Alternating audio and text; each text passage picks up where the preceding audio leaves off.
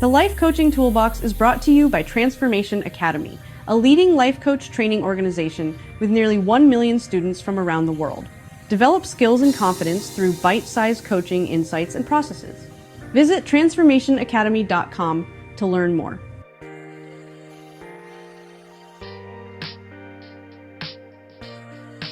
Quick question. If you could turn confusion into clarity, awkward conversations into real connection, and a raise into an actual plan, not a wish, would you want the blueprint? Here's the twist most people miss. The real return on investment, the ROI of life coaching, isn't a pep talk or motivational poster. It's fewer wasted months, better decisions made faster, and doors opening because you finally stopped second-guessing yourself. Siri can set reminders, but she won't challenge your limiting beliefs. Your to-do list won't ask why you're avoiding the one thing that would change everything.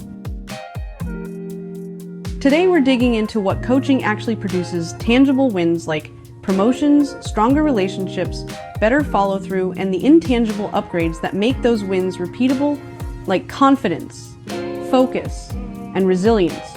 If you're a coach, you'll hear how to deliver measurable results your clients can feel in their calendar, their bank account, and their nervous system.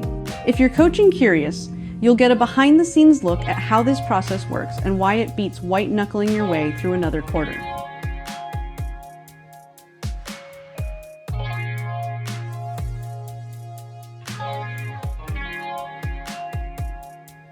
Stick with me, because by the end, you'll know exactly where the ROI lives and how to access it without burning out, overthinking, or needing a miracle.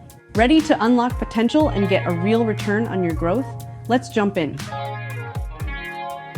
All right, let's pick up right where we left off and get practical about clarity and goal achievement in coaching. First, when to reach for a clarity technique. When a client's goal sounds like a fog bank, I want balance, I need to level up, I should be more strategic. When they're swirling in options and can't choose. When they're hustling hard but not moving forward. When they're procrastinating and can't say why. When progress stalls, mid-engagement and motivation dips. Before action planning, so the actions match what truly matters. What clarity techniques help clients achieve? Define what good looks like in real life, not just in their head. Surface values and deal breakers so decisions align with identity. Shrink cognitive load by narrowing choices. Turn vague hopes into specific, doable steps. Create emotional buy-in. So commitment sticks when it gets inconvenient. Technique 1, the outcome frame. Focus the target. When to use. The client is stuck in problem talk or has a fuzzy wish. Steps 1, ask, what do you want specifically that's within your control? 2, ask, how will you know you've got it? What will you see, hear, feel? 3, ask, where and when do you want this? 4, ask, with whom? Who's involved or impacted? 5, ask, what will having this give you that you don't have now? 6, ask, what might you lose or need to say no to? 7, ask, what's the first tiny step example? Client, I'm drowning in meetings. Coach, what do you want specifically that's within your control? Client, 2 uninterrupted 90-minute focus blocks on Tuesdays and Thursdays. Coach, how will you know it's happening? Client, they're on my calendar, door closed, Slack on do not disturb. Coach, first tiny step. Client, block next Tuesday 9:10:30 and tell my team. Why it works. Shifts attention from problems to desired outcomes. Approach motivation, reduces ambiguity, lower cognitive load, and engages the brain's reward system by making the goal concrete and sensory. Technique 2, the 5 whys plus values check. Find the real goal. When to use. The stated goal feels off or motivation is brittle. Steps. 1, start with the stated goal. I want a promotion. 2, ask why is that important to you 5 times or until the answer hits a values layer. 3, mirror back the values you hear. 4, ask if that value is the driver, what outcome would best express it, regardless of title. 5, decide on the goal that aligns with the true value. 6, ask what's the smallest experiment you can run this week toward that. Client, I want a promotion. Why? More money. Why is money important? Security. Why is security important? So my family doesn't worry. Why is that important? I want to be the dependable one. Coach. So dependability and care are the core. What outcome would best express that? Client. Owning a key process that saves the team time plus a comp review. Coach. Great. First experiment? Client. Map out the reporting bottleneck and propose a fix. Why it works. It reduces goal camouflage, chasing symbols like titles, and aligns behavior with intrinsic values, self-determination theory. When goals fit identity, friction drops and follow-through rises. Technique 3, future snapshot. Plus, backcasting, paint it, then walk it back. When to use, your client has a dream, but the path is foggy, or they keep optimizing today without a compelling why for the year ahead. Steps 1, prime the imagination. It's 12 months from now. Things went even better than expected. Press play on that future day. Where are you? What's happening? 2, build the scene. Ask multisensory prompts. What do you see on your calendar? What conversations are you having? How does your body feel? What are people saying about your work? What aren't you doing anymore? 3, capture evidence. If we had to prove this future is real, what would be the evidence? Metrics, artifacts, screenshots, testimonials? 4, name the anti-goals. What did you stop, delete, or delegate to make room for this? 5, backcast. Start at the future and walk backward. If that's December, what had to be true by September? What made September possible by June? What made June possible by March? What is the first visible inch of progress this week? 6, surface risks and enablers. What could derail this? What constraints actually help us focus? Who are your 3 key allies? 7, commit to the next action. In the next 7 days, what's the smallest irreversible step? Real-world example. Client. Senior product manager wants more strategic impact, but spends 80% of time in reactive work. Future snapshot. It's next December. She leads a quarterly strategy review with cross-functional heads. Her roadmap is referenced in exec meetings. Calendar shows 2 two-hour strategy blocks weekly. She has a sticky one-pager called What We Don't Build. Team has cut 2 low-impact initiatives. She's energized after work, not drained. Evidence: 1 strategy deck per quarter, NPS +10 with stakeholders, 2 fewer active projects, 4 skip levels per quarter. Anti-goals. No more just a quick tweak tickets without a business case. No Friday meetings after 2 p.m. Backcast. September. Completed 2 stakeholder interviews per month. Piloted strategy hour with team. Archived 1 low-impact initiative. June, published decision filter. Doc, ran first cross-functional roadmap review. March, blocked recurring strategy time. Tracked time to show current work mix. Identified top 3 needle movers. This week, 1, block 2 90-minute strategy sessions. 2, draft the first version of the decision filter. 3, ask ops for last quarter's stakeholder NPS.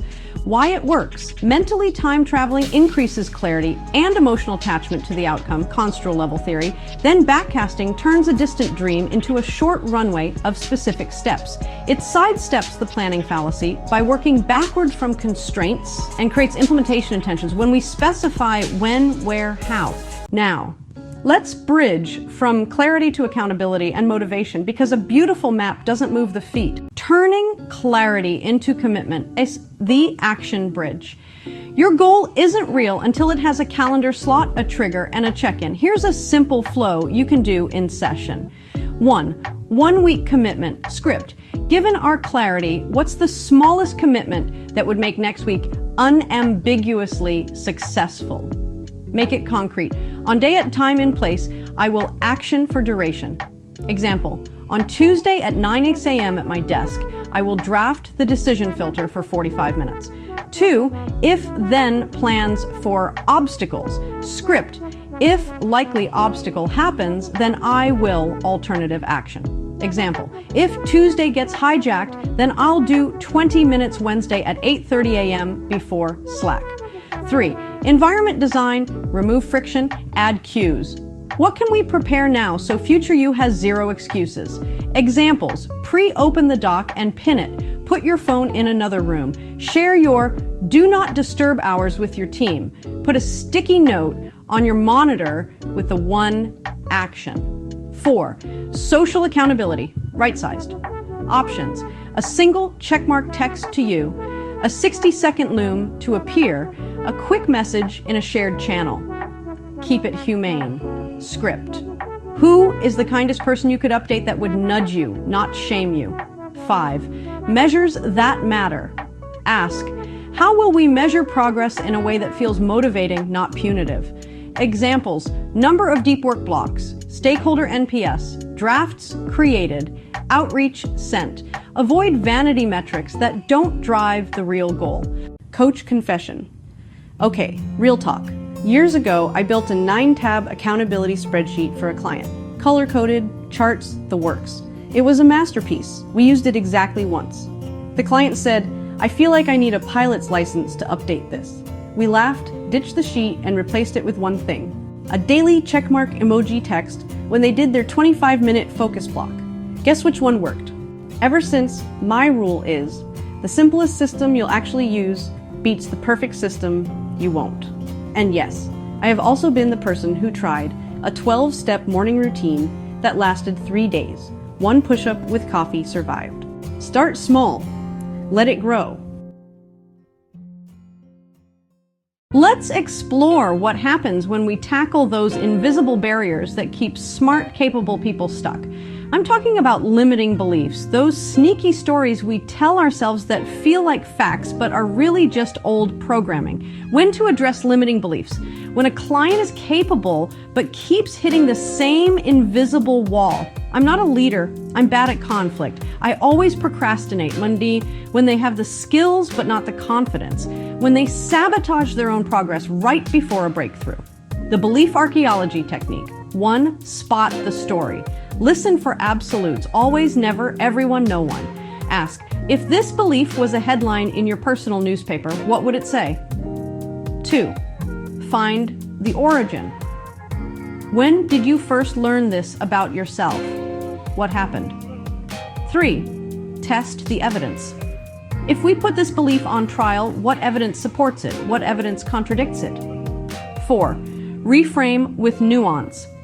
Replace I'm bad at conflict with I'm learning to navigate difficult conversations with more skill. 5. Design a small experiment. What's the tiniest way you could test a new story this week? Real example. Client believes I'm not leadership material. Origin.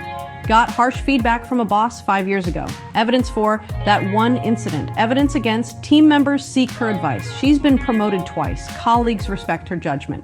New story. I'm developing my leadership voice. Experiment. Speak up with one idea in the next team meeting. Why it works. Cognitive restructuring literally rewires neural pathways. When we examine beliefs as thoughts rather than facts, we create space for new possibilities. Small experiments build evidence for new stories. Next, let's talk about something that touches every area of life, relationships and communication. Because here's the thing, your success is rarely a solo act. When to focus on relationship skills, when a client's goals require collaboration, influence, or support from others, when they're technically competent but struggling with team dynamics, when personal relationships are affecting their energy and focus. The communication upgrade framework. 1. Listening audit. In your last 3 important conversations, how much time did you spend talking versus listening? 2. Intention setting. Before your next difficult conversation, what outcome do you want? What do you want the other person to feel? 3. Emotional regulation. When you feel triggered, what's your pause button? A deep breath, counting to 3, asking a clarifying question. 4. Feedback practice. How can you give feedback that lands as helpful rather than hurtful? 5. Boundary sets. What do you need to say no to so you can say yes to what matters? Real example, manager struggles with giving direct feedback. We practice the SBI model, situation, behavior, impact. In yesterday's client meeting situation, with Sing Pao and why you interrupted the client twice behavior, they seemed frustrated and cut the meeting short, impact. And then add, what did you notice? How might we handle this differently next time? Why it works. Clear communication reduces cognitive load for everyone involved. When people feel heard and understood, they're more likely to collaborate. Emotional intelligence is learnable and measurable. Finally, let's talk about the ROI that shows up in your bank account, career advancement, and financial growth. When to focus on career strategy. When a client has the skills but lacks the visibility. When they're ready for the next level but don't know how to get there. When they want to increase their earning potential. The strategic career planning process. 1. Market research. Who has the role you want? What path did they take? What skills do they emphasize? 2. Gap analysis. What's the difference between where you are and where you want to be? 3. Visibility strategy. How can you make your contributions more visible to decision makers? 4. Network mapping. Who are the 5 people who could most influence your next opportunity? 5. Value articulation. How do you quantify and communicate your impact? 6. Negotiation preparation. What's your research on market rates? What's your walkaway point? Real example. Client wanted to move from individual contributor to team lead. We identified that she needed to demonstrate strategic thinking and people development skills. She volunteered to mentor 2 junior colleagues and led a process improvement initiative. 6 months later, she was promoted with a 25% salary increase. Why it works? Strategic career planning turns hope into action. When you can articulate your value clearly, others can see it too. Investing in your career compounds over time. Wrap up, takeaway. The real ROI of life coaching isn't just about reaching goals, it's about building the skills and mindset that make future goals easier to achieve. Clarity reduces wasted effort. Accountability turns intentions into actions. Overcoming limiting beliefs unlocks potential you already have. Better relationships multiply your opportunities. Strategic career planning accelerates your trajectory. Your challenge this week, pick one area we've covered and commit to one small experiment. Maybe it's the outcome frame for a fuzzy goal, or a communication upgrade for a relationship that matters, or a strategic conversation about your career. Start small, measure what matters, and let the compound effect do its work. Don't forget to head to transformationacademy.com/toolbox to download the free life coaching toolbox, which includes 18 coaching activities and essential resources. Plus, take our free coaching roadmap quiz designed to help you discover which life coach certification or business training is the perfect fit for your passions, skills, and goals. We've helped nearly 1 million coaches around the world find their path, and we'd love to help you find yours. With quick pip cuts of membership and certification graphics.